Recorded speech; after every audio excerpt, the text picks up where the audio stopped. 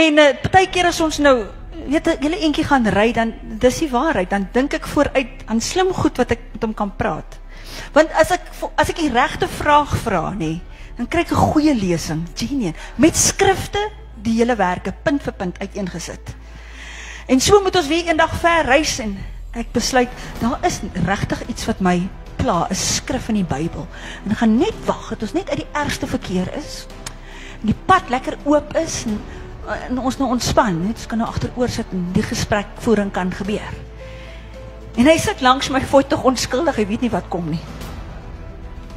En toe ek sien, as die pad nou oop, sê ek vir my liefling, die woord van die Here sê, soek allereers die koninkryk van God en sy geregtigheid en al die ander dinge sal vir jou bygevoeg word. En ek voel, ek soek regtig die koninkryk van God. Waar is al die ander dinge? Ouens, daai kar kom amper van self tot stilstand, want ek bestuur. Hy gee vir my 'n preek, dat ek voel ek stop hy kar en ek klim af daar in die grondpaadjie en ek bekeer my voor die Here. Hy sê, want jy soek al die ander dinge en dit is hoekom jy die koninkryk van God soek. Bekeer jou en kom reg